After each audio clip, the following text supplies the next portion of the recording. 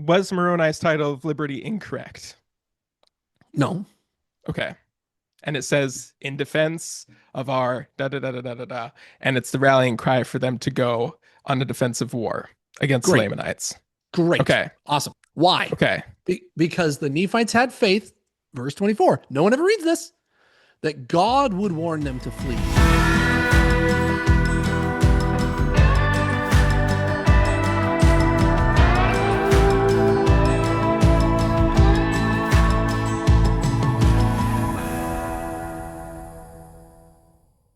Welcome, Jonah Barnes, to the first episode of.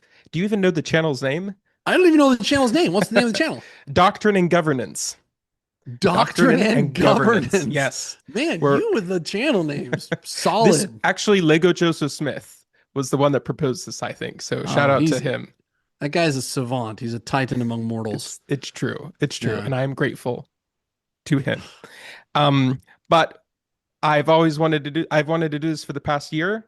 And then the missile attacks happened and the Ward Radio group chat got a little spicy. And so I said, This is the topic to start this on. And Jonah Barnes is the man to bring on to do this. So that's right. Welcome to Doctrine and Governance. Jonah and I are going to have a little chat. And the topic of the chat is all modern war satanic? Is all modern war satanic? Jonah is saying yes, definitely. And I'm saying, let's pump the brakes on that. So it's not quite a debate format, but we're going to give Jonah 5 minutes for his case, me 5 minutes for my case. Then we're each going to control the conversation after that for 15 minutes and wrap up. So Jonah, whenever you want, I will start marking the 5 minutes. All right, let's go. Okay, and go. The first thing that I have to say when talking about pacifism, because I am a pacifist, is that I'm not being accusatory to anyone. I have to take a portion of my time to preface this. I'm not accusing anyone. When people see the, Stop Oil protesters or Extinction Rebellion or the, Black Lives Matter, the accusation is you don't think Black Lives Matter or you love extinction or some garbage like that. I am not accusing anyone at all when I say that I'm a pacifist and that I think that that's the morally correct position. I'm not. The first motto of pacifism is there is only one enemy, and it is Satan. So I don't accuse anybody. If anybody's feeling defensive, like I'm calling them a murderer or anything like that, that is not my intent. I'm very sorry. Sometimes I speak hyperbolically. Please forgive me. But I'm just going to try to make the case. In making this case about pacifism, pacifism thrives in the real world. It fails in theory. It fails in the abstract. So pacifists abhor the hypothetical. And what you might hear from my Swedish brother, Luke Hanson, tonight, is that he might, because this is a frequently attacked, as they say, well, suppose somebody broke into your house and had your grandmother's neck in his hand, and your girlfriend's neck in her hand, and your daughter's neck in her hand, and your great-grandmother's neck in his other hand, and he's this big octopus monster, and he's going to kill them all unless you shoot first, right? I'm not interested in those hypotheticals. I think they're absurd. Not only are they absurd, I think they're actually quite harmful.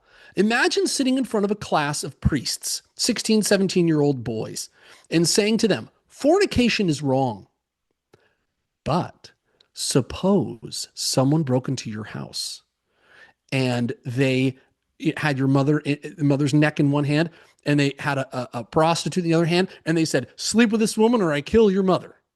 Well, what would you do, priests? What would you do? Tell me, describe what you do. Describe what you do. That's a terrible exercise to take young men through. What you're doing is you're exercising the muscles of rationalization and justification.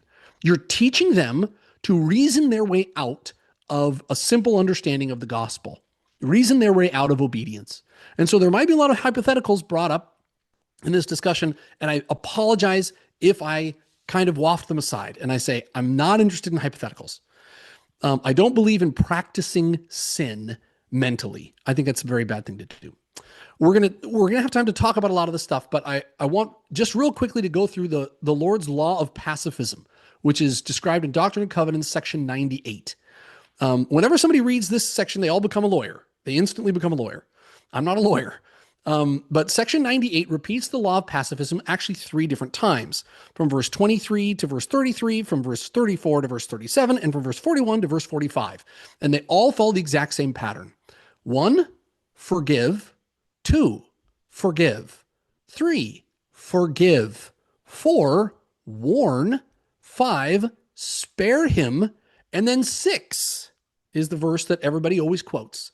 It says, if he's sought your life and if he just won't stop and there's no way to make him stop, then if thou rewardest him according to his works, thou art justified.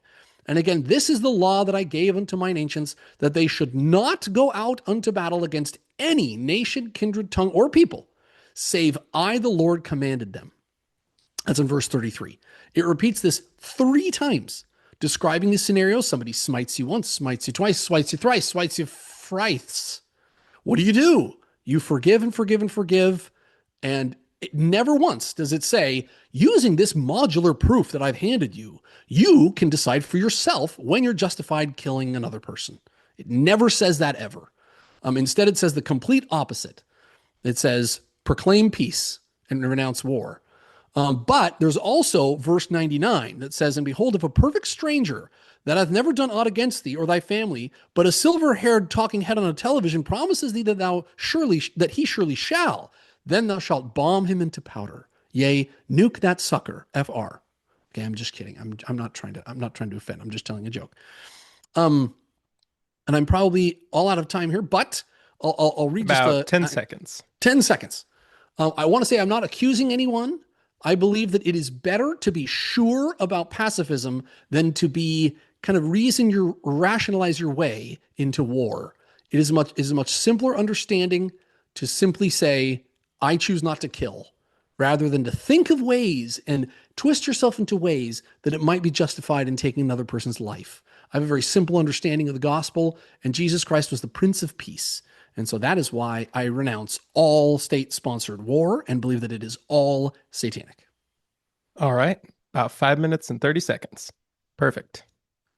Okay. Well, now I will present my case. You go to 531, I'm going to freak out, Luke. Okay? Okay. You're going to go to war with me over that? Yeah, that's right. Okay. I'm starting my time now, and I'm going to go. So my case is pretty simple. Only Sith deal in absolutes. Jonah's dealing in absolutes. Therefore, no, just kidding. Just kidding. He's a Sith. He's a Sith. He's evil. Don't listen to him, guys. No. So the question we are talking about today is all modern war satanic? Well, if all wars are satanic, then the answer to all modern wars is an easy yes. But the scriptures do teach not that all war is satanic, but that war can be justified. Jonah has brought up Doctrine and Covenants 98, and reading it in a little more detail, the Lord says, specifically regarding war, not regarding feuds between individual people and families, what he says about war specifically is, this is the law I gave unto all mine ancient prophets and apostles, that they should not go out unto battle against any nation, kindred, tongue, or people, save I, the Lord, command them. If their enemies come to battle and do not accept the offering of peace, neither the second time nor the third time, then I, the Lord, would give unto them a commandment and justify them in going out to battle against that nation, tongue, or people. And I, the Lord, would fight their battles. Now, we have to be careful not to read anything into this scripture that's not there. This scripture does not say, quote, all war is satanic unless the prophet announces that it's justified. The scripture is describing the particular instructions the Lord gives to his covenant people. It is not condemning all wars outside of the covenant people. You're reading that in if you're getting that out of the passage. This reading of the passage that I have is supported elsewhere in scripture. For example, in his vision of the future, Nephi observes this about the American War of Independence. And behold, I beheld that their mother Gentiles were gathered to battle against them. And I beheld that the power of God was with them. And I, Nephi, beheld that the Gentiles that had gone out of captivity were delivered by the power of God out of the hands of all other nations. So we've established that not all wars are satanic. And in fact, some places in the scripture, they are justified. But they're only justified after peace has been sufficiently pursued. So now let's bring this up to the modern wars. Do we have modern wars that meet this criteria? Well, Jonah has made a positive claim, and therefore he has the burden of proof. So, to meet that burden, Jonah, you would need to give a prophetic declaration that explicitly states that all modern wars are evil, or you have to demonstrate how every individual modern war wasn't justified. But you haven't done that, so the claim remains unsubstantiated. I don't have the burden of proof, but I'll provide some anyway. George F. Richards of the Quorum of the 12 Apostles said this about World War II in General Conference, quote, "Many of the Latter-day Saints are troubled in their minds because of the war. We regard this cause as a just one. This country was given to us of the Lord. Our liberty and our freedom came from the Lord, and where it is necessary, we must fight to maintain that freedom, liberty, and peace." And take note of the fact that he's saying we as an apostle, implying agreement among the brethren on this topic. So, from this, we can conclude that not all modern wars are bad. And to bring it back to the topic of the Israel incident that kind of sparked this whole thing, I believe the United States' involvement in the 12-day war between Israel and Iran was another justified wartime action. And this is what sparked this discussion, so I'm going to address this in some detail. Iran has had a long history of attacking Americans through proxies and terrorists, from the 1979 embassy hostage crisis to the Baghdad embassy militia missile strike to plans to assassinate President Trump, among others. The widespread Iranian chant, "Death to America," has been endorsed by the leader of Iran, the Ayatollah. Iran had enriched uranium to 60%, enough to make 9 nuclear weapons, and experts predicted that it would take Iran just over 1 week to enrich it to the 90% needed for nuclear weapons. Iran's only use for that amount of that highly enriched uranium was a nuclear bomb. This unacceptable threat to the US was eliminated with surgical strikes, only after rigorous peace negotiations. After the strikes, President Trump has once again rigorously pursued peace and, by all accounts, has been successful. Thank God we have a president who takes seriously both peace and his sworn duty to defend America against all enemies, foreign and domestic. I think the claim all modern war is satanic is a little prideful in some ways because it assumes that the speaker is in position to pass judgment on many situations they don't really know anything about. The scripture says, "Judge not that ye be not judged, for with what judgment ye judge, ye shall be judged, and with what measure ye mete, it shall be meted to you again." And that is my time.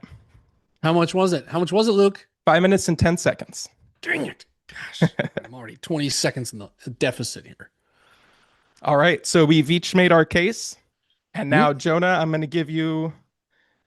How do I change the time on this timer? Okay. I'll give you 15 minutes. You can do a cross-examination. You can do a rebuttal. We can just have a little chat, kind of whatever you want to do for 15 minutes, and then I'll do whatever I want to do for 15 minutes. Okay. The time is yours. Okay. Sure. All right. So you said that wars can be justified. Who justifies war? I don't think, well, obviously, God is the one that judges if the war is justified or not. Which what servant does he not Jonah. What servant does he employ there to decide what's justified or not? It doesn't say. I mean, if you have a passage that says what earthly person is, if there is one, and what process they go through to make all the check boxes and dot the I's and cross the T's to make sure it's justified, I'd be happy to look at that. But Doctrine and Covenants 98 is not one of those scriptures. Who does vengeance belong to? To the Lord. Although in D&C 98, he says that you can... What do you want to read it? Want to read the part? Actually, as a matter of fact, I was going to read that again, what you read. It said, after you've forgiven once, twice, thrice, warned him in the name of the Lord, and then spared him, and if he shall come upon your children or your children's children unto the 3rd and 4th generation, I have delivered the enemy into thy hands. And this is where people stop. And they say, well, there you go.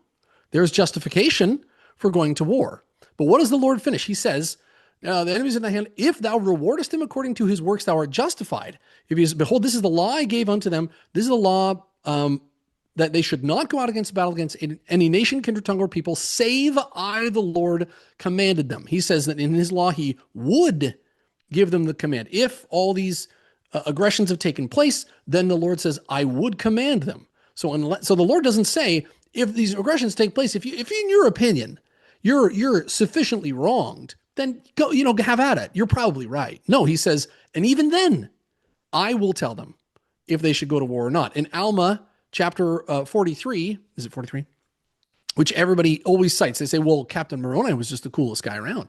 Chapter 43, verse 24, the verse right before it says Moroni was a great guy, it reminds us that the Nephites had faith that God would warn them to flee or to prepare for war according to their danger. They had faith that God would warn them, and also that God would make it known unto them whither they should go to defend themselves against their enemies, and by so doing the Lord would deliver them. It does not give the Nephites a carte blanche to decide for themselves when to go to war. It says, no, they had faith that God would tell them. There's no point in putting that phrase at the beginning of that verse if they can just decide for themselves. They did not decide for themselves. Neither did Captain Moroni. The Lord commanded them to do it, and then it was justified. Now, we take Captain Moroni's example all the time, but we never talk about Mormon. Captain Mormon, who was arguably a better commander than Captain Moroni, took over the Nephite armies at 15 years old, right? And what did he do? He sat by and watched his people be slaughtered. This is the accusation that I get on X.com all the time. People saying, you're a coward. You're a horrible person. You're not worthy to be a father because you would, stand by and let your country be destroyed or whatever. I don't worship a flag. But Mormons sat by and watched men, women, and children. Actually, specifically, it says wives and children who were watching with that awful sense of doom that death was coming upon them. And Mormons stood by and watched that.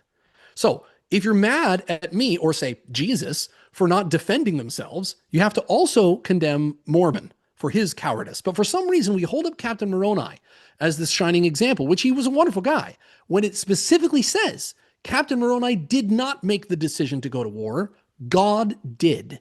And the Nephites had faith that God was the one who was going to tell them to do it, regardless of what George F. Richards says.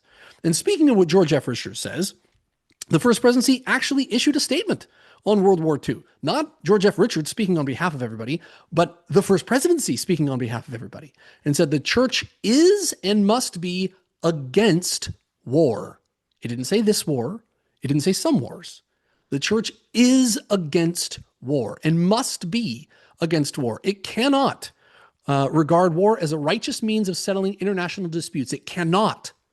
These should and could be settled, the nations agreeing, by peaceful negotiations and adjustment. The church itself cannot wage war unless and until the Lord shall issue new commands. That is in agreement with Alma chapter 43, with Mormon chapter 7, verse 4. That's in agreement with Doctrine and Covenants, verse 98. There's no exceptions for the Lord's covenant people. And by the way, I am one of the Lord's covenant people. So of course I'm a pacifist. And you should be too, if you're one of the Lord's covenant people, because the law of pacifism in section 98 applies. You forgive thrice, you warn, you spare him, and even then, the Lord fights your battles for you. In section 98, it says, if it's justified in going out against this enemy and putting a stop to it, the Lord says, I will fight your battles. But even then, if you don't go out and have vengeance upon them, it says you will be rewarded. So do we want a reward or do we want justice? I do not want justice. Justice is the last thing I want in this world. I want mercy. Jesus Christ said, you shall forsake all, this is in section 98. You shall forsake all evil and cleave unto all good, that ye shall live by every word which proceedeth forth out of the mouth of God. For I will give unto you line upon line and precept upon precept, and I will try and prove you herewith. What's he going to prove? And that whoso layeth down his life for my cause, for my name's sake, shall find it again, even life eternal. This is from section 98, the great just war chapter. The Lord is saying, laying down your life is how you will find your life. Therefore, be not afraid of your enemies, for I have decreed in my heart, saith the Lord, that I will prove you in all things, whether you will abide in my covenant, even unto death, that you may be found worthy. For if you will not abide in my covenant, you are not worthy of me. Therefore, renounce war and proclaim peace. He goes on to say he has many mansions prepared. That is not a statement of aggression or even defense. The Lord is saying, yeah, you're going to die. So what? So what? If they come against you and you die, whoso layeth down his life shall find it. Death is we're kind of the people who believe that death has been conquered, aren't we? Well, we better act like it. Instead, we go to such great lengths, rhetorically and moral and huge cost of blood and treasure, to stave off death for just a couple more moments. You and I are going to spend most of our lives dead, waiting for the resurrection in the spirit world. But this one last year, it's worth breaking this commandment to save just a couple more weeks of life or years of life, which is a relative blink in the eye compared to eternity. But we're willing to risk transgressing one of the 10 commandments: don't kill, and take the life of a brother or sister, because we're just so addicted to life. Look, we're all going to die. From the day you were born, you were destined to die. And yet we act so afraid of it. And I think it's a silly thing to do. We're never going to. This is very Marxist, by the way, philosophy, that by somehow bombing our enemies, we will usher in peace. That somehow with external influence, we can change the heart of mankind. Thomas Sowell calls that the vision of the anointed. That if we just had enough bombs and bullets, each one with peace written upon it, that somehow we would change the heart of man and we would do away with war forever. And that is an absurd idea. Peace has been the promise of every war since the first to the 10 billionth war. With a track record like that, why would you believe anybody who said, oh, but this time it's going to usher in peace? The consequence, the result is you might be killed. Yep. Instead of you might die a little earlier. That's the consequence. Remember hypotheticals we eschew. Let's say it's very Marxian. The road to hell is paved with good intentions, and every bullet that has been fired had the promise of peace written upon it. The Lord's law of pacifism, not mine. Siths speak in absolutes, but so does Jehovah. In section 98, it says, forgive, forgive, forgive, warn, and then leave it up to the Lord. And if you do, and even if you die, there are mansions prepared for you in heaven, for he who loseth his life for me shall find it. That doesn't sound like some great declaration, a modular logical proof that anybody can come take and decide for themselves when they should declare war. That's insanity. Jesus was also mocked for his cowardice. And so I'm proud to be mocked right next to him. And when Peter said in Matthew chapter 16, heaven forbid they come kill you, I'll fend them off. Jesus said, get thee behind me, Satan. Get thee behind me, Satan. That wasn't even a state-sponsored war. That was Peter putting up violence to defend the Lord Jesus Christ, his best friend. And even then, Jesus Christ characterized it as satanic. He said, no, you don't fight back. I wonder why we forget the Beatitudes. Blessed are the poor in spirit, for theirs is the kingdom of heaven. You're not going to usher in your own kingdom. Blessed are they that mourn. Well, but what if they kill people and we have to mourn? What if it's really sad? Right. You'll be comforted. Blessed are the meek, for they shall inherit the earth. Not the strong, not the brave, the opposite of that. Blessed are the merciful, for they shall obtain mercy. Blessed are the pure in heart, for they shall see God. Blessed are the peacemakers, for they shall be called the children of God. What does Jesus have to say to get people to believe him? Does he have to say, renounce war and proclaim peace? Does he have to say, blessed are the peacemakers? Does he have to list all these Beatitudes and not a single one of them talks about strength or justice or fortitude or bravery in the face of danger? Instead, he says the complete opposite. Love your enemies and bless them that curse you. Do good to them that hate you and pray for them who despitefully use you. Not use you. Despitefully use you and persecute you, that ye may be the children of your Father which is in heaven. He's saying eschew violence all the time. It isn't justified. And even if you thought somehow you could justify it, what do you want? Do you want justice? I don't. I want mercy. How much time do I have left, Luke? You have about 4 minutes. 4 minutes. Let's talk to some people who are far greater experts than Luke or myself, okay?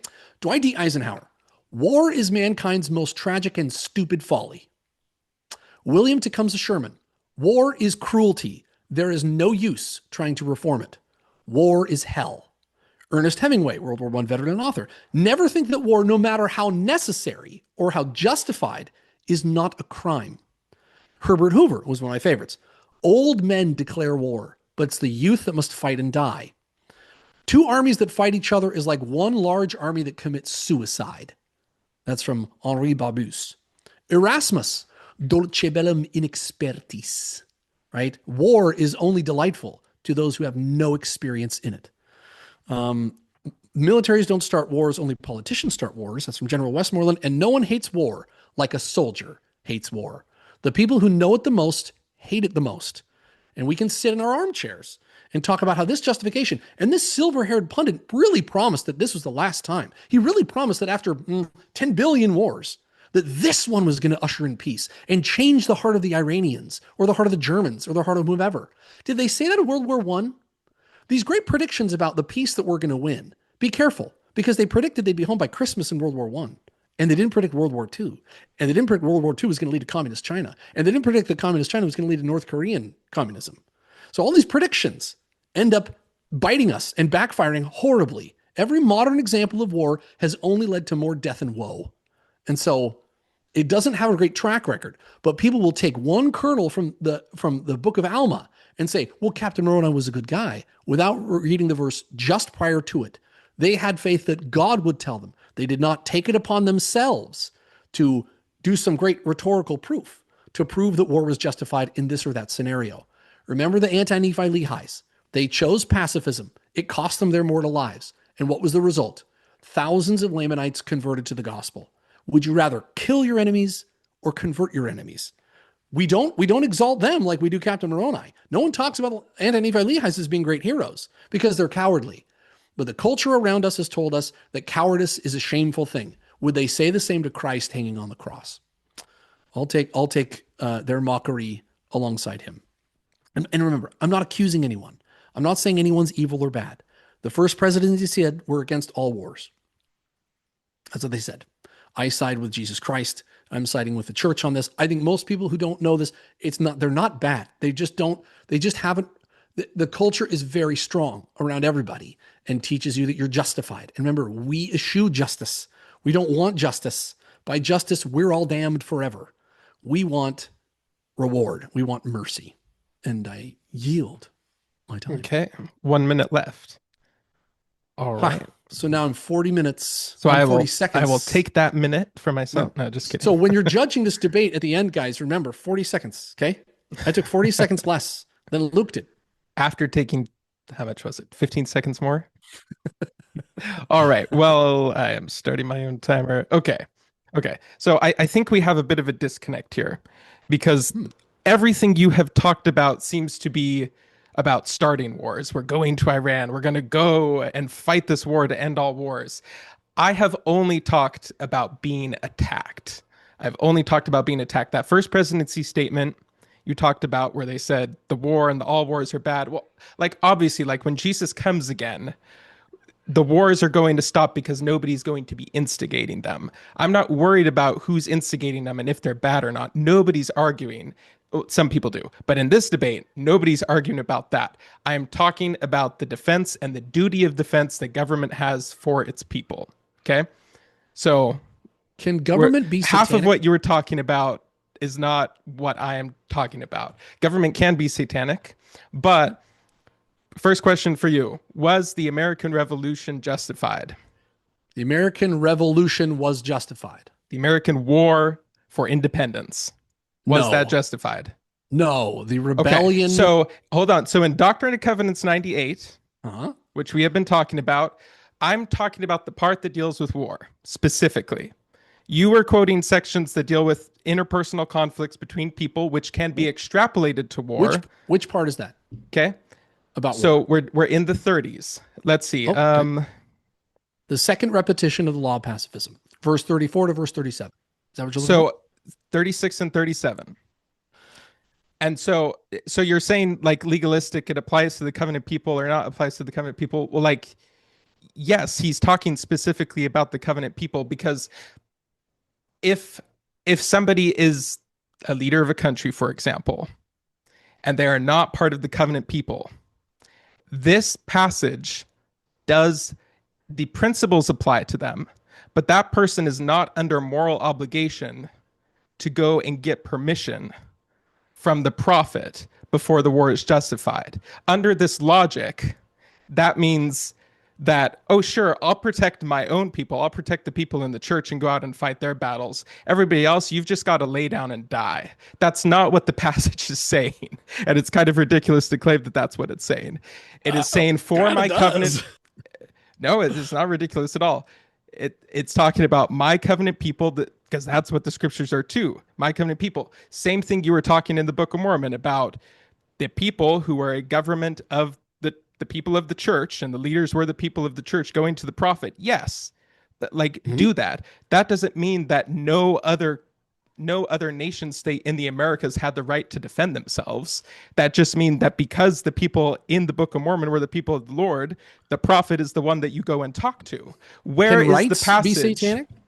Can you be justified and satanic? No, No. no. Okay. But so my question for you is the American War of Independence, No. It's was not the that American War. satanic? No. Yes. No. The wars are satanic. That was not a war for independence. That was a rebellion. The American people themselves, it was a war for independence. The American people themselves, I'm not saying Britain, the American people themselves. And what nationality were Americans? No, I'm asking you the questions. Was the war satanic? All wars are satanic. Okay. All Does God ever unsanctioned wars do are satanic. does God ever support satanic things? No. Okay.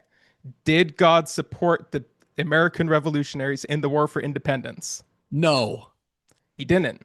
No. He supported men and women defending their homes and families from their neighbors in rebellion. That is called defensive war, Jonah. That is So not called let's defensive war. no, that this is what war is. If you just have a new definition of war that we're not, you were talking in your statement about how people need to lay down, you need to just lay down and die. We're trying to live too long, and now Huh? defense is okay.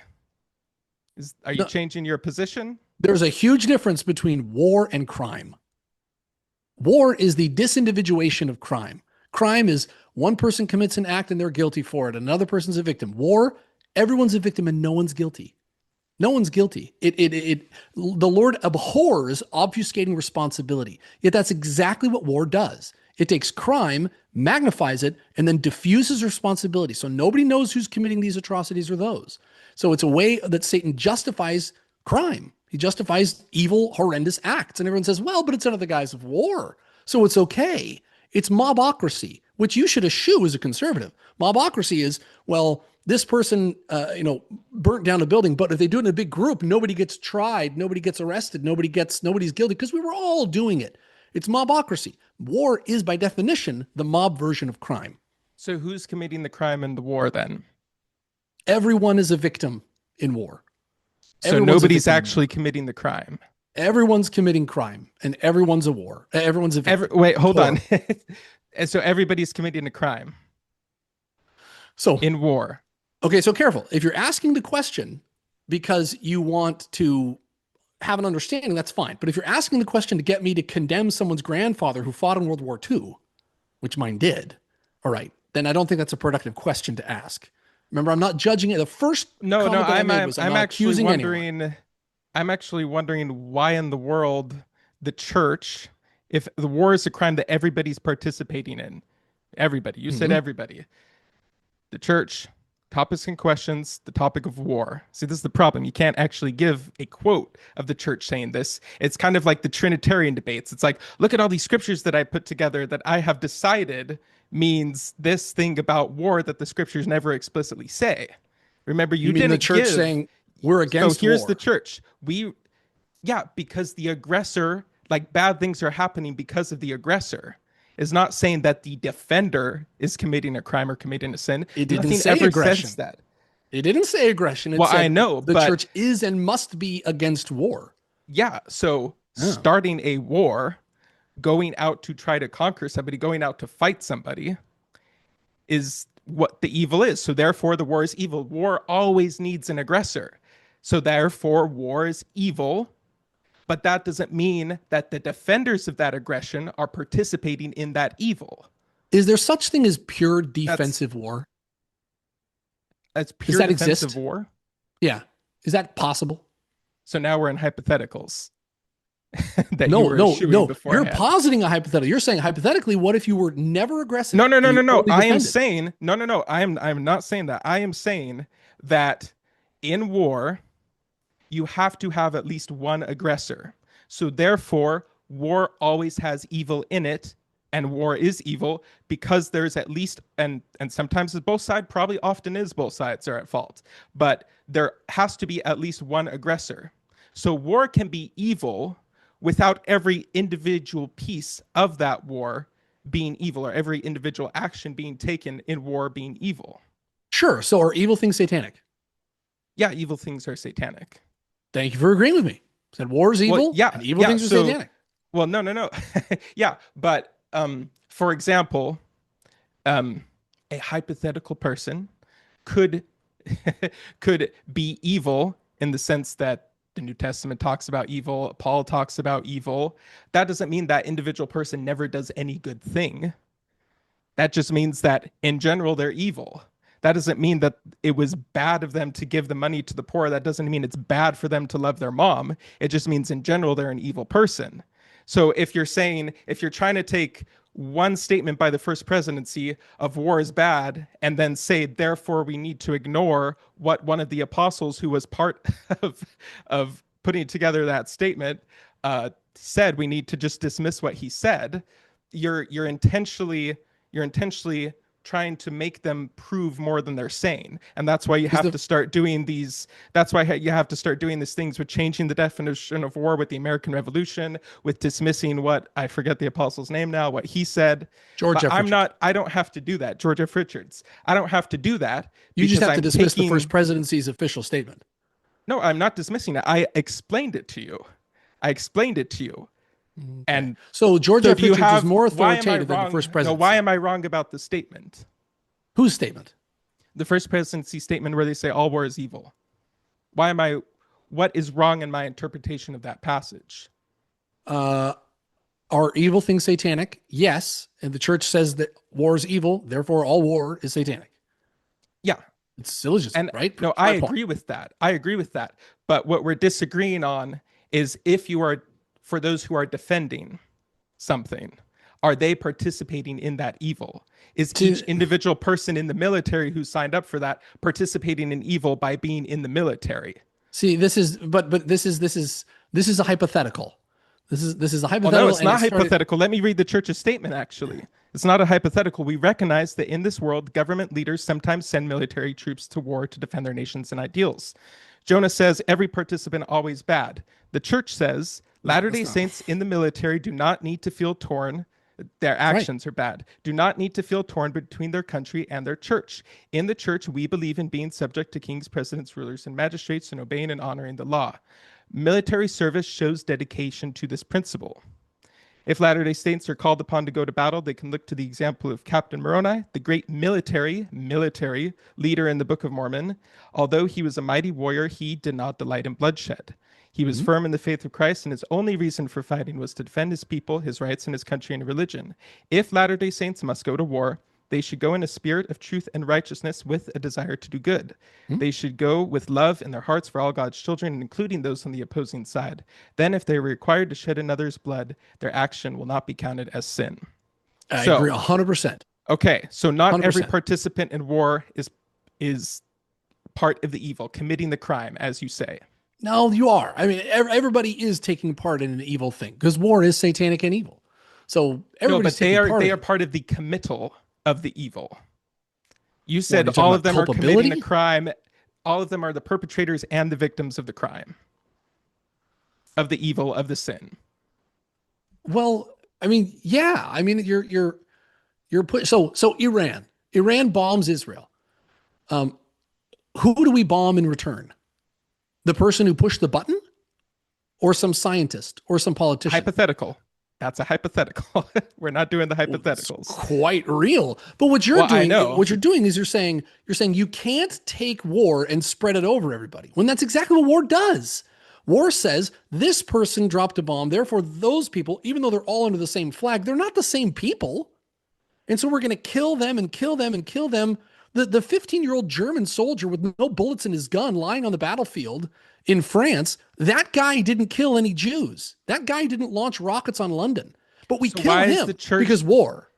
well, yeah, so why is the church agreeing with that? You're saying that's an absolutely ridiculous thing. The church is saying, yeah, sure, go serve in the military. That's completely fine. No, the church isn't So who saying, yeah, might sure, go serve the military. It's completely fine. That's let not me what the give church you a said. list. Let me give you a list. President Thomas S. Monson, Navy, World War II. Henry B. Eyring, Air I know Force. this list. Dieter F. Uchtdorf, German Air Elton Force. Perry, Boyd K. Packer. Packer, Air Force, Yep. World War II. L. Tom Perry, Yep. Marines, World War II. Russell M. Nelson, Army, Medical, Korean War. Dallin H. Oaks, National Guard. M. Russell Ballard, Army. Robert D. Hales, Air Force, Korean War. Okay? Right. So Totally irrelevant to our discussion. why? Right. What did they say? Give me a quote of one of them afterwards, like regretting what they did, what happened at the war. Totally irrelevant to our discussion. I don't see Real why world examples aren't relevant. you think Dallin H. Oaks saying a regretful quote about serving the National Guard has bearing on whether or not wars are satanic. I would think that the presidents and apostles and prophets, seers and revelators, the Lord's chosen leaders, would have something to say. You said the people that are actually in war should comment on it. I'm looking for a comment from the people actually serving in the war about how it was a bad thing what they did. Right. I'm not getting so one. these apostles as authorities spoke jointly, authoritatively in 1942 saying, war is wrong. We are against war. We must be against war. We cannot justify war.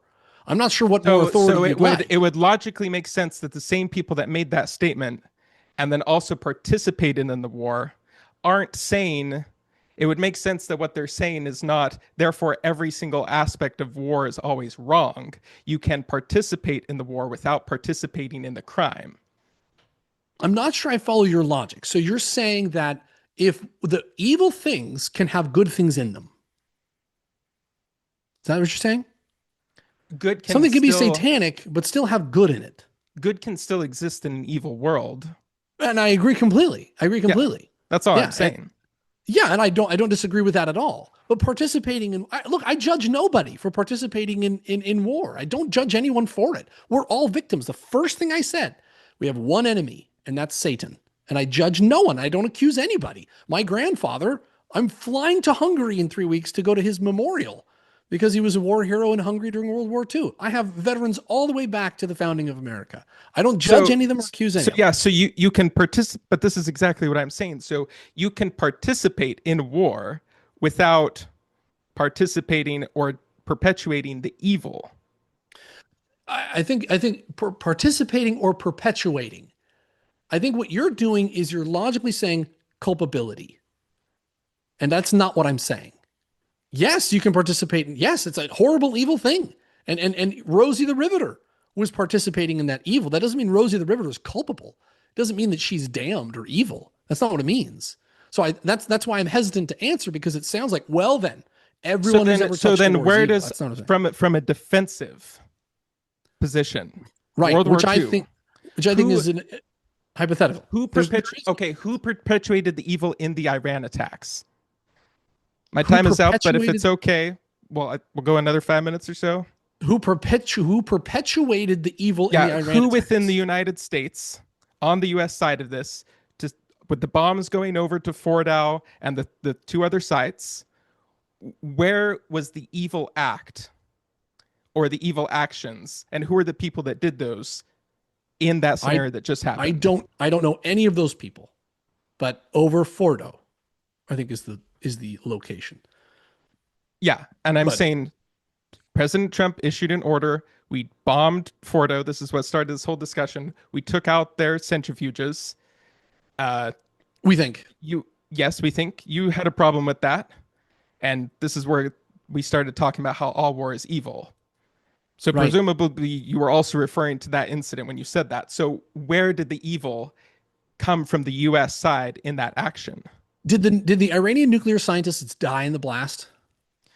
I don't know. Did we forgive them 3 times and warn them once and spare them? But I'm and asking, then let the Lord decide? I'm asking where the evil came from. Who did the evil in this action? You're already irrelevant. convinced. You can take me through why you're convinced that it was evil, but I'm saying, well, where did that evil come from then? Satan. Okay, and Satan. who did he make the call to the B-2 bombers to send him out? No, Who was no. under the influence? Which human person did Satan influence that then did an evil act that resulted in the bombing? Many, millions, billions of For people. example, Yes. For example, the in this specific Ayatollah, scenario, the from the U.S. Ayatollah, side, from from the the U.S. U.S. side, side. what's his name? General Kurilla. Okay, General Everybody. Kurella. That's a made-up name. He was a Raising Cane, was the one that participated in the B-2 Spirit attack on No, Iran. what's his name? Kurilla the gorilla, don't they call him? General I Raising don't know. Cane. I'm not familiar with the specifics of it, and Well, that's and and that's that's by my problem. design. That's my problem. Is No, it's just no, kind of like, no, that's it's evil. I don't know the details of it or the reasons why they did it or anything, but I'm in a position to judge if something evil or not happened, not having possession of the facts, even though we know in the scriptures that it can be justified at time. I'm not in possession of the facts of whether it's justified or not, but I'm passing a judgment. And then I can't even say where the evil came from. I just know, is the evil in the room with us now? It came from somewhere. Somebody did it. I'm not going to say who. I right. have a problem with that. Your problem is that you think that if something's justified, it can't be evil. That's your problem. You think that justice can't be evil, Is something right? no, but God participates in war. Section 98 that we've been going to, and I Right. will God fight. says, I I will be will with fight their them. wars. Not you. Vengeance is mine, he says. But Mine. no, if Right? we if First Nephi 13, and the Lord was with them to Okay. fight in the American Revolution. Did it say he's with them He's to fight? supporting people. He's giving support to people that are in war. The Lord Okay. does not support satanic actions. Does it say the Lord fought? We can look at Look it up. the specific thing of First Nephi 13. Now the I Lord, have it. he can do what he wants. He can fight all he wants. I don't know. That's the point of Well, section no, he can't 98 do what he is wants. He can't participate in evil. He no, can't no, do no, no. evil. That's dude, you're defining evil as above. That's a different definition of evil. Disobeying God is evil. God can't disobey God. Get it? Well, So God can't do that. I don't do divine command theory. No, God says, you forgive, warn, and spare them, and I'll fight your battles. That's the law. He says it 3 times. I'm not saying it. I am not saying it, guys. It's in section. It's in section 98 of the Doctrine and Covenants. 3 times it's in there. Not once, not twice, not thrice. Well, yeah, and It's in I'm there pointing again and out again. when, for example, this is just one instance of when the American Revolution was justified, and it's not following this pattern that you've read into this Oh, I see. section. So, do you think that the American Revolution proves section 98 wrong? No, Okay, because great. I believe Section 98 when it says this is a command that I gave to my people. It never says that ever. It does Oh, it not say that. does. It It does not say does. that. No, it does not. No, it says, this is the law that I gave unto mine ancients that they should not go out unto battle, save Wait, I, the Lord, let's go command them. one verse before that. Go ahead. Go ahead. Behold, this is the law I gave unto my servant Nephi and thy fathers Joseph, Jacob, and Isaac, and Abraham, and all mine ancient prophets and apostles. Again, this is the law I gave unto mine ancients, referring to the prophets and apostles, that they should not go out to battle against any nation, kindred, tongue, or people, save I, the Lord, command them. Thank you.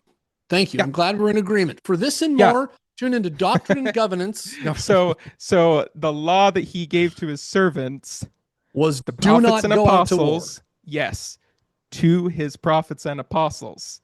That doesn't mean Okay. sorry if there's not a dispensation happening, if you're not part of, if you don't have the gospel, you're just screwed. But if you're part of the church, then maybe I'll come out and defend you, and you don't have to get wiped out by an enemy. That's not what it's saying. Who was It's not, section it's 98? just not what it's saying. And First Nephi 13 proves that reading is that I have Okay. So is the valid. Lord's law of pacifism only applies to prophets and apostles. No, the Who principle is the that Revelation 98 I'm not given to? saying there's not a principle that applies here. There is a principle. And I took that principle out and I said, does this principle work with what just happened on Iran? And I think it does. What principle is that? Never go to war unless I command you? No, the principle of peace. Principle of peace. Yeah. Oh, so this time, this bomb's going to usher in peace. The other 10 Well, no, no, billion no, no, bombs since not go, Adam, no, since no, no, Cain no, and Abel not been going to usher doing. in This peace. Not time going it's to going usher to in do it. peace. Defense, as I've been saying the whole time, and as I lay down the opening statement, defense. Okay. Okay. So does it say We can be defense? done now, though. We're way over my time. I have No, but more I love things to this. I say. love this. But So okay, okay, we in can keep verse going. 33, does it say defense? Does the Lord say, if it's in defense, then have at it? Does he In say what that? one? Well, that's the In section interesting thing 98? is that what it says is that he'll fight their battles and their children's children's until they have avenged themselves on all their enemies to the third and fourth generation. Who will fight the And battle? it says, and it also says that you shall not go out unto battle against the nation. So going out to fight people. That means that doesn't mean defense. Well, Can't. see, the people wouldn't be alive after they'd been attacked three times if they didn't defend at all. Okay. Okay. So implied in the passage that we're talking about is the fact that they have to Implied. have defended. Well, yeah. Okay. All right. Just This like is great. I mean, I think it's implied they would have had to be defending themselves if they could survive three attacks. I mean, at least some minor form of defense, or they would all be dead and conquered. So they And had to be killing. you're taking an implication from the passage that even though it says it's to the prophets and apostles and the covenant people, that it's the exact formula must be extrapolated out to everybody else. No, what And you're we're saying both is there's implying things in the passage. I'm what just you're saying doing that is you're saying that cross-referencing there's with other places, I what you're think my saying there's a implications bear out a little better. no, what you're saying is there's a principle of defense, and there Yeah. isn't. There isn't. In section 98, Well, no, that's no, not the no, no. principle. I mean, the principle. Why after three times, then is the Lord going to fight their battles and their children's battles until these avenge themselves on That's all what does that nations? have? What does that have to do with defense? The Lord doesn't say, but Well, if the exactly. Now they're principle attacking. is Now the they're principle attacking. is the Lord, but you're misreading. The Lord doesn't say the principle is if you're defending, it's okay. That is that the word never appears. He says you forgive, Well, forget that you. that one How that many one's times that one's fairly clearly laid out with Captain Moroni. of That the one's six? very explicitly laid out with Captain Moroni and the title of liberty And so the in Nephites defense of our. decided. So the Nephites decided that it was defensive and therefore okay to go to war against the Lamanites. Was Moroni's title of liberty incorrect? No, Okay. And it says in defense of our da da da da da da da, and it's the rallying cry for them to go on a defensive war against the great, Lamanites. great, Okay. awesome. Why? Okay. Because the Nephites had faith. Verse 24. No one ever reads this. That God would warn them to flee. God would warn them to prepare for war according to their nature, and God would make it known unto them whither they should go and defend themselves against their enemies, and by so doing, the Lord would deliver them. That is exactly the principle that is in section 98, that God's the one who decides. There has never Yeah. been and never was a modular proof that you can use, a tool that God gave us that we can take and apply to this or that conflict. That's That is actually what never that's spoken. no, that's actually we're totally agreeing there. That's what I'm saying. Great, great. Yeah. But So only God. you can't just so you, Jonah, don't get to decide that all modern wars are satanic. That's exactly what I'm saying. All I get to do is I ask you, show me one that God said, okay, I command you to fight. The American Revolution was justified by God, and he fought in the battle with them. Does it say he fought in the Just battle? like it says. I actually need to pull this thing up specifically. I'm curious. Nephi vision of the devil should have the colonies in America. Scrolling down. Spirit of God, many multitudes, Gentiles gone forth. Okay. I beheld the Gentiles who had gone forth out of captivity did humble themselves before the Lord, and the power of lords was with them. So you can still have the power of the Lord even if you don't have a prophet telling you stuff. Okay. What to do, signing off on everything. And I beheld that their mother Gentiles were gathered together upon the waters and upon the land also to battle against them. Then, of course, the British attacked them three times. No, that's not what happens. And then in verse 18, and I beheld that the power of God was with them, and also the wrath of God was upon all those that were gathered together against them to battle. Oh, so they didn't forgive. They didn't need to forgive three times. It was just once, and they're good. Well, no, it doesn't specify any sort of formula. Okay, here. all right. It doesn't specify. All right. Yeah.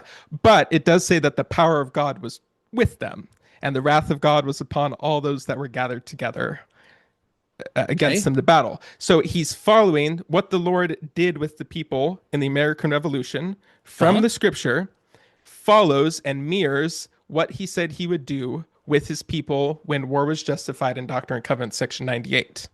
Okay. So yes, I agree. Yes. I agree. Okay. I agree with you. But we don't have any prophetic statement saying at the time during the American Revolution, yes, the prophet approves of this. This is checked off on. Yes, I've signed off on this. Yes, they came and talked to me and we're all You're right. You're good. right. Don't worry 100% about right. it.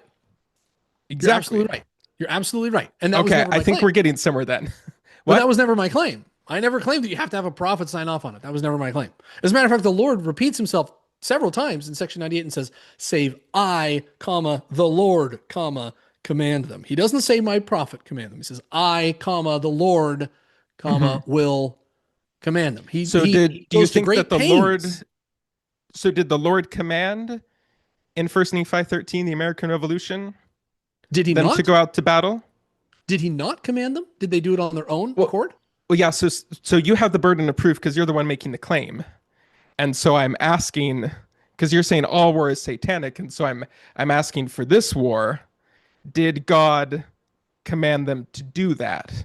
I don't know. Because okay, I don't know. and here's the I problem. Here, assume I assume he did because the law is quite clearly repeated 3 different times in section 98. yeah, That's so the this is the only way problem. that war This is is the justified. problem. This is the Yeah. problem. We have Doctrine and Covenants 98, and it's like, okay, this is like a surefire way. This is when war is justified. This is when it's not. And then you have something like the American Revolution that's talked about, and you have to say, I don't know, because Who you don't fought? know. Who won the American Revolution according to Nephi? Uh, who won the American Revolution? Who according to The Nephi, who the won? Gentiles that had gone out of captivity were delivered by the power of God out of the hands of all nations. By the power of whom? Of God. Ah, okay. So the people of America rising up of their own accord and deciding that it's a defensive war and fighting against the Okay, British. That's so not this is how it the went down. That's not how it went no, down, we're right? totally agreeing. I'm just Yeah. saying, so why can't any other modern war be like it was in First Nephi 13? So your claim, so name one.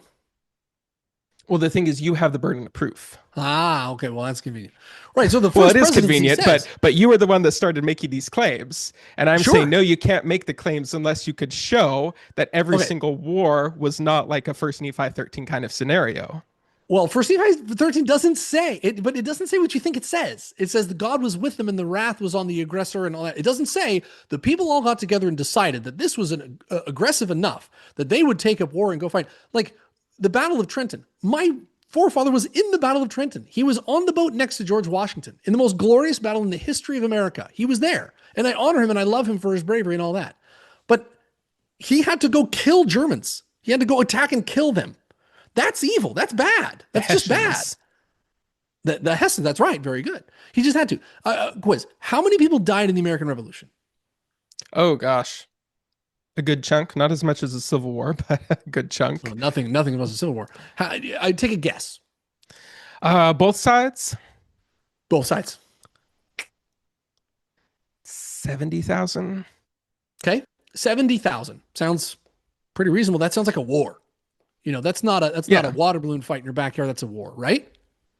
That's over 10 times as many who actually died. Less than 7,000 soldiers died. So what happens is people, they look at the American Revolution. I love this. They look at Captain Moroni. They look at the American Revolution and they go, oh, that's it. That's it. Now bombing Iran is the same thing as the American Revolution, or attacking Germany in World War I is the same thing as the American Revolution. And it's simply absurd. It's just silly. Well, no, I think what's absurd is to say, sure, I'm not the prophet, and sure, at the time before the Book of Mormon came out, I would have had no way of knowing if the American Revolution was justified or not until the Book of Mormon came around and said that it was. But now I'm in the position to pass judgment on every single modern war in history and say that it's satanic. Right. That's Which what is the I don't first get. thing. That's the first thing I said that I'm not doing. The No, very about, first no, words about out of the my war. mouth. is about that the I'm not war. passing judgment I'm not on saying war. I didn't. No, I'm not saying Absolutely, the I'm passing individuals. judgment. If you're making a claim Absolutely. about something being satanic, that's a judgment upon that thing. So you can't get And out of I that and by I saying, unequivocally say it. Yes, yeah, yeah, yeah. all war is satanic. So Absolutely, I'm 100%. saying that that's a little problematic because you don't know how or what exactly happened in the American Revolution that made it justified, but you know that it was. But you just kind of have this confidence because of the Beatitudes that, well, these other wars must not be fine, even though So even see, though so what you're trying to say that I'm doing is actually what you're doing. I'm I'm saying I'm of the opinion that X, Y, and Z wartime actions were justified, but I'm not coming out and making a claim and saying, no, you're wrong. I need to convince you of my side. well, that's the I'm advantage of the burden of proof, and that's easy, but it's also kind of chicken. I mean, that's well, easy. no, But I don't think it's chicken to point out that people are making not humble, prideful, and kind of arrogant assertions about so things. It's here's where I not think my the problem lies. The problem lies in that you think that if something is justified, it can't be evil. Evil no can be justified. An eye for an war eye still is, and let me finish. okay. Jesus Christ eschewed this. He said, no, you do not do eye for an eye. Is disobeying Jesus Christ evil? Yes. Yeah, it is.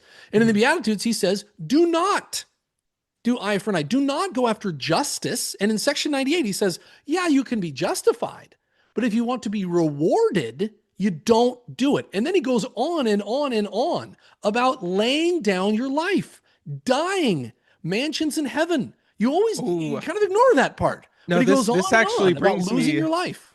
to exactly what I want to talk about because yeah, we're talking about you need to lay down your life. The anti-Nephi Lehis, they laid down their lives. That's the Right, example.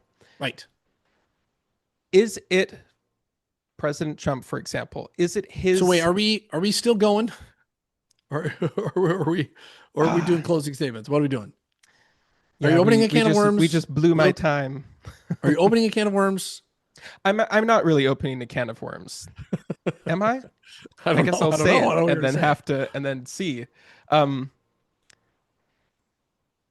Laying down your life, good. Okay. Do I or President Trump, let's say President Trump to be specific, is it his job to decide when other people have to lay down their life or not? 1,000% no. a Okay. thousand percent no. Okay. No government official has the same stewardship that a father has over his family. And by the way, remember when you said Section 98 wasn't about families?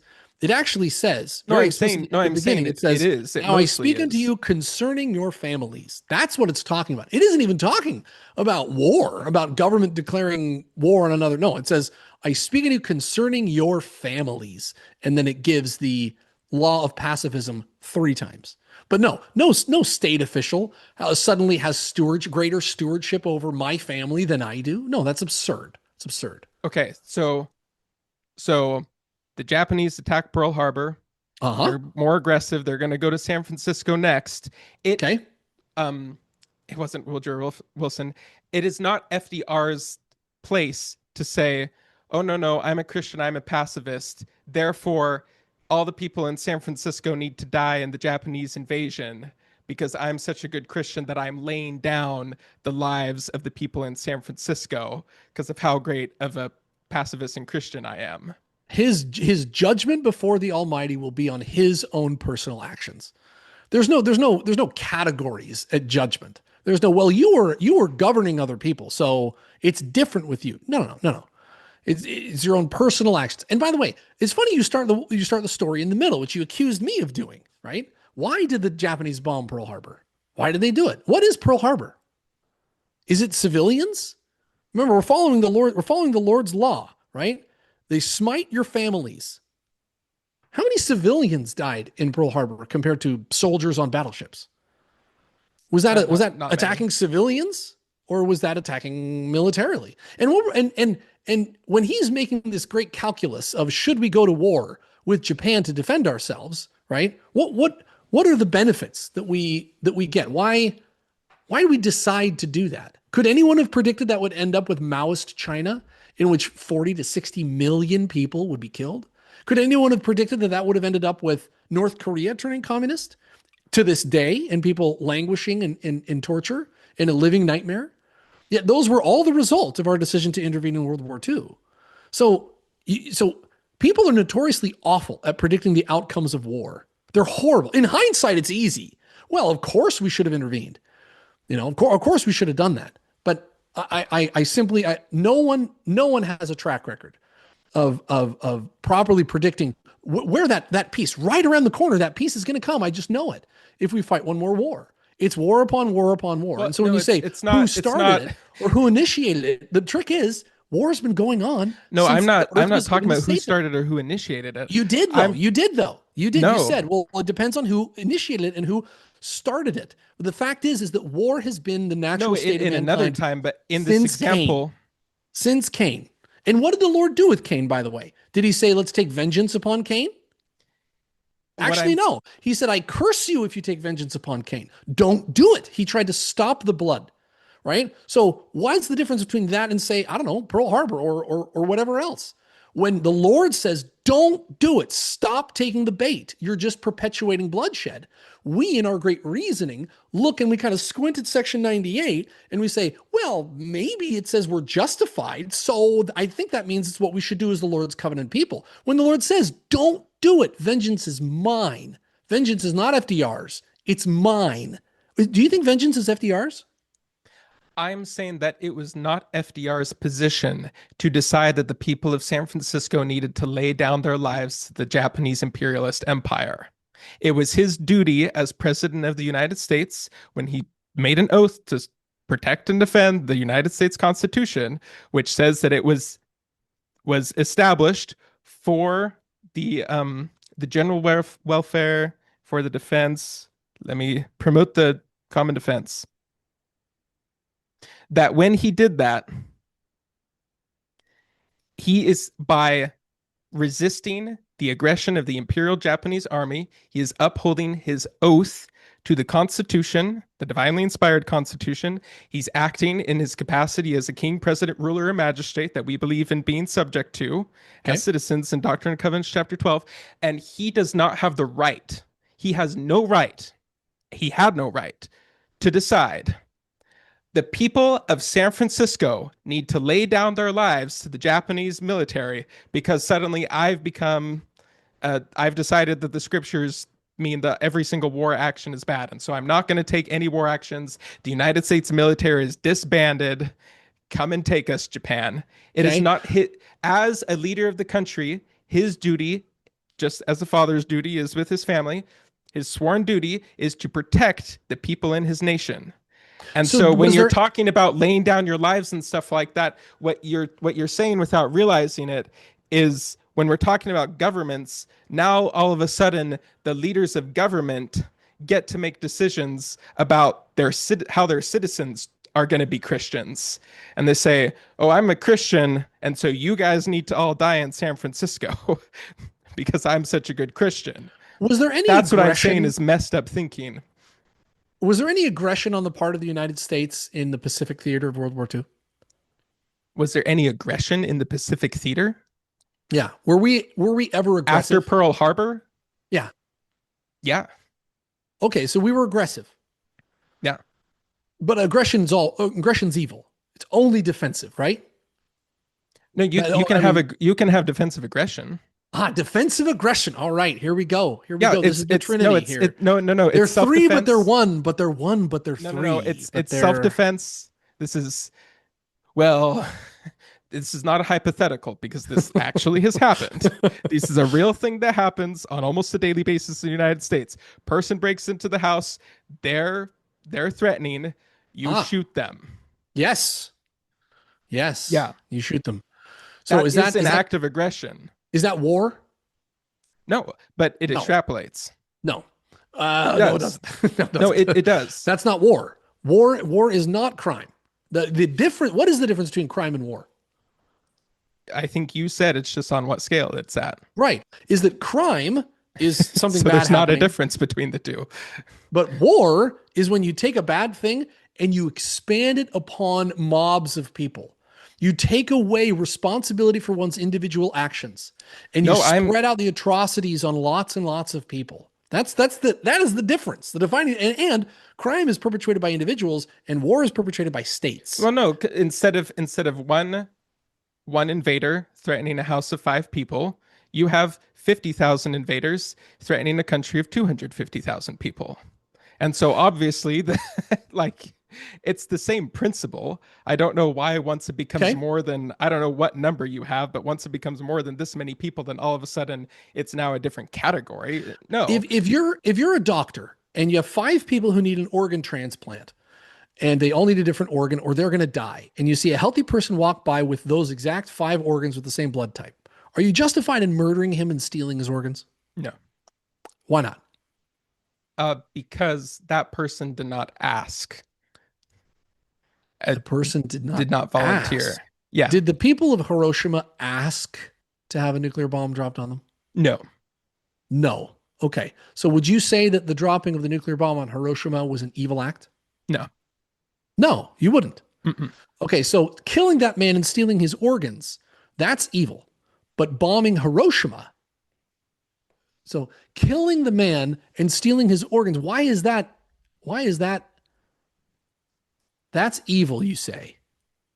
Mhm. And bombing Hiroshima was evil. So when FDR made the decision to bomb Hiroshima, excuse me, when Harry Truman made the decision to bomb Hiroshima, that was evil.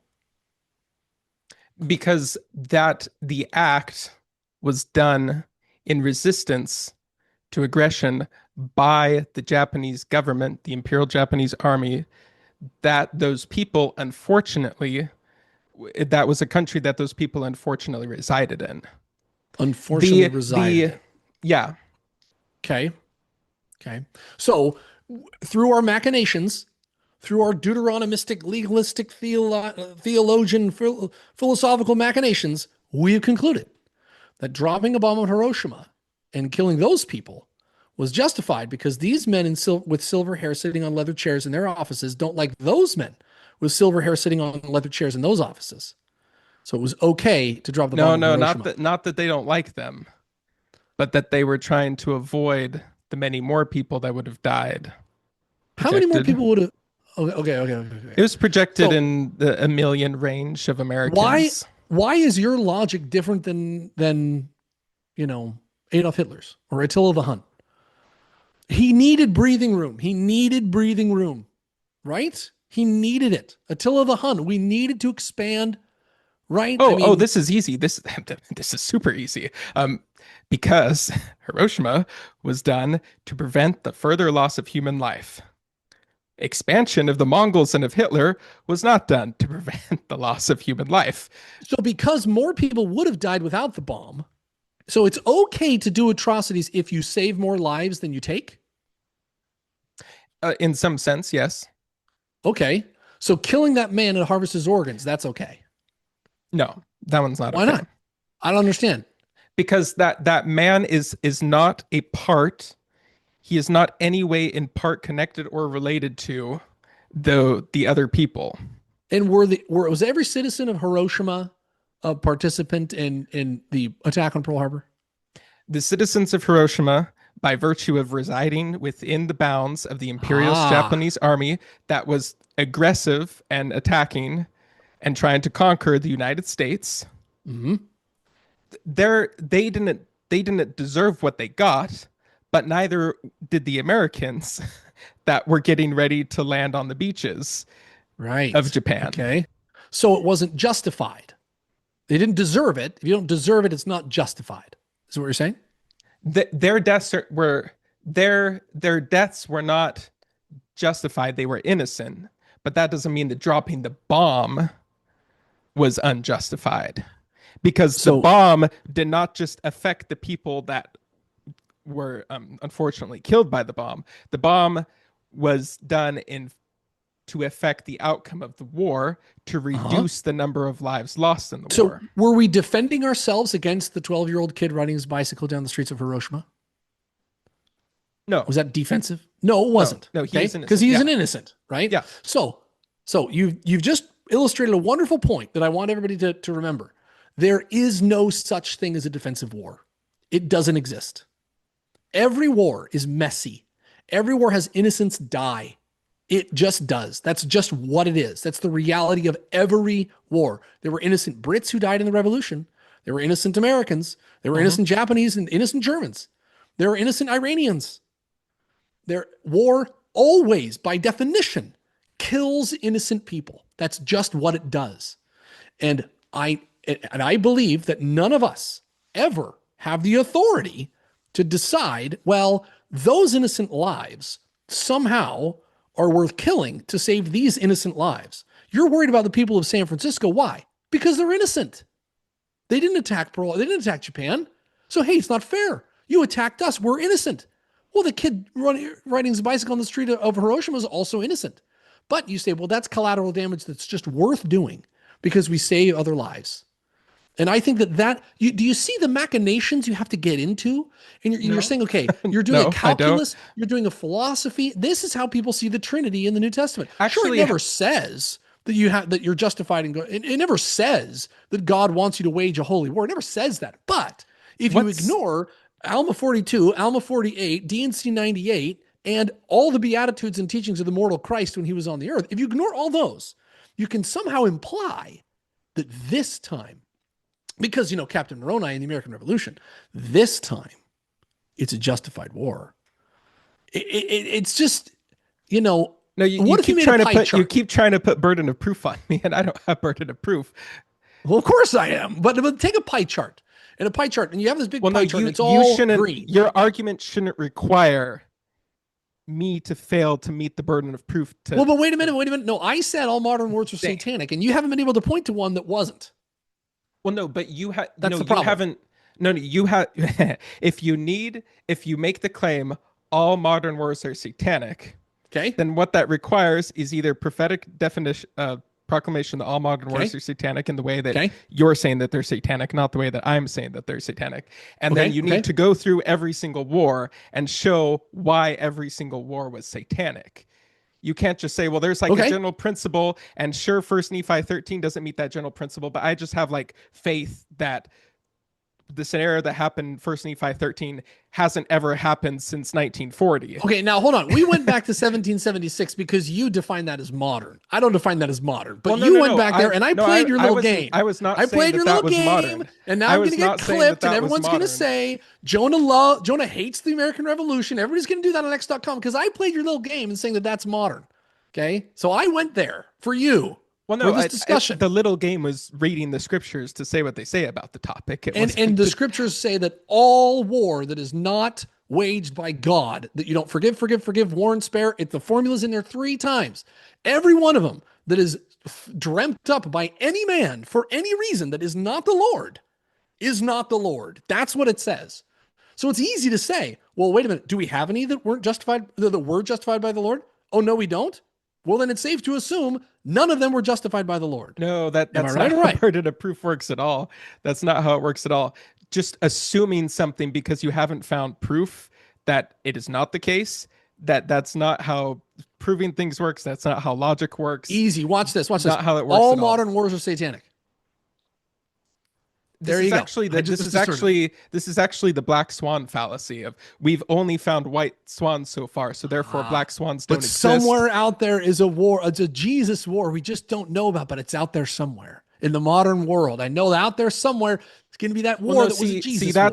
That I do think that there are, but that's putting burden of proof on me again because you haven't found one I don't think is justified. Therefore, there are no wars that are. That's not how it works. You have to actually show either a declaration that says exactly what your claim is, or go through every single war and prove, not your opinion, but prove that they don't meet, for example, the kind of criteria that were in the Book of Mormon in 1 Nephi 13. You haven't done it. So you assume that somewhere there could be a war in the modern era where God commanded the people to fight that war. Yeah. That's your assertion? I think it has happened, actually. Okay. All right. That's fine. Yeah. All right. I'll start my closing statement. Well, how long do I have? Yeah. I apologize. We did a Word Radio episode after all. No, that's okay. That's okay. We're just talking.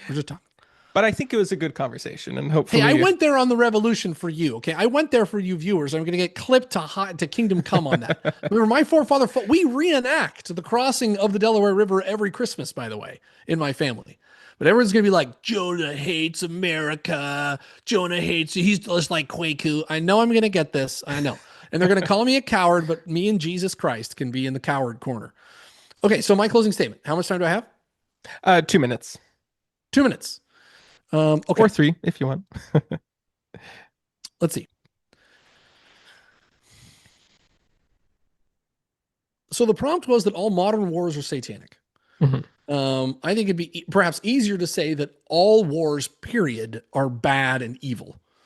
And that applies to us. God has the authority to fight whatever war he wants to fight because he's God. Remember, if we disobey God, it's evil, but he can't disobey himself. Okay, so to say that, oh well, when God waged this war, therefore, no, it's a silly argument. Um, Justifying war sounds like the theologians reading the Bible on the Trinity. Philosophers twist and turn and rationalize that this war on this turf right here and now, that's the truly sanctified war. And sure, we want peace, but the only way to get it is to do the precise opposite. The just war case always thrives off of graying the landscape and building complex justifications. What's the definition of preemptive? What's the definition of aggression? What's the definition of innocent? And you go down this rabbit hole like the Deuteronomists would love. Giant proofs and rhetorical webs make me uncomfortable. And so I have a very simple understanding.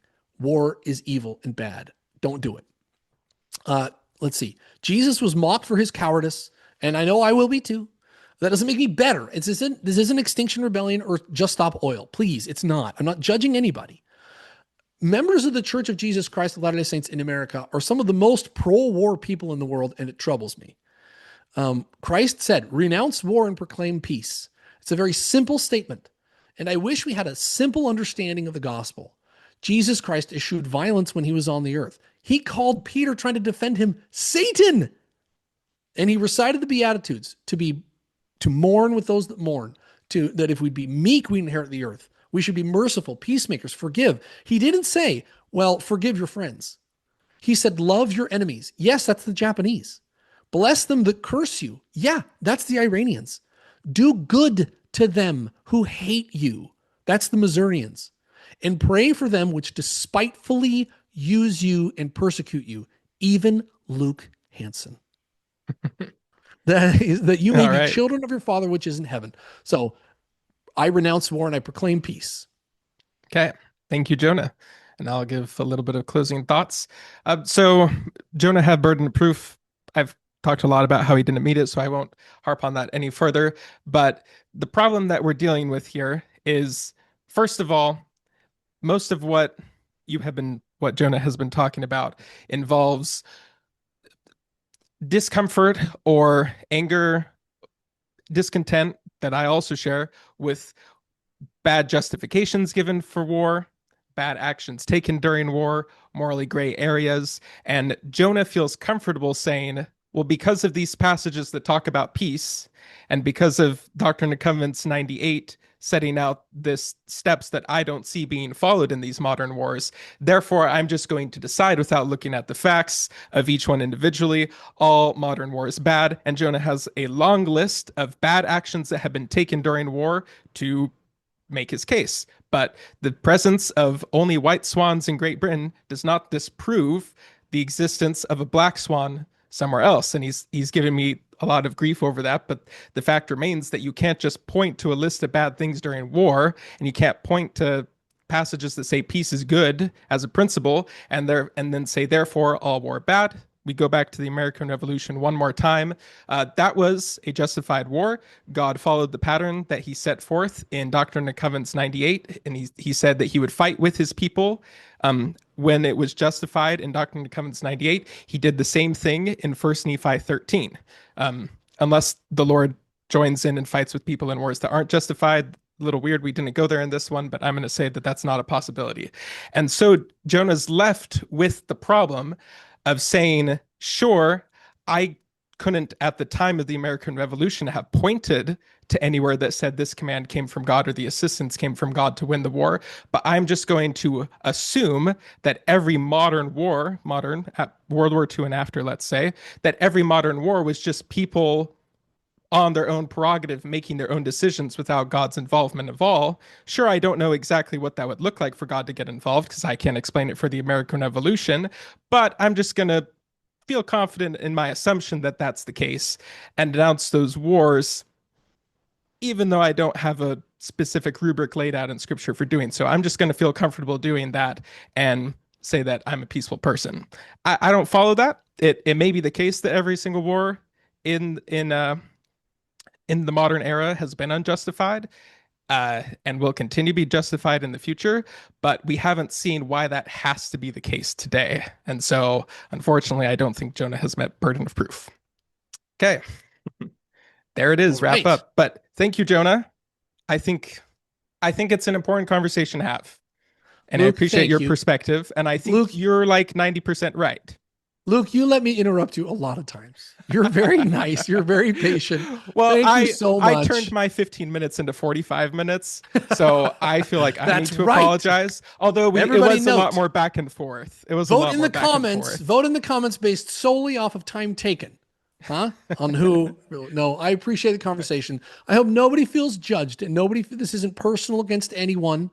And I love having the conversations. We need to feel this out as custodians of the keys and possessors of the restored gospel of Jesus Christ. I think in the end, we have the same goal.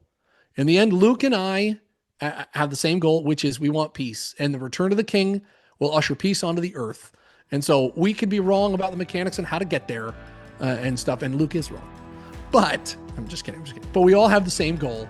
And so thank you for the conversation, Luke. I appreciate it.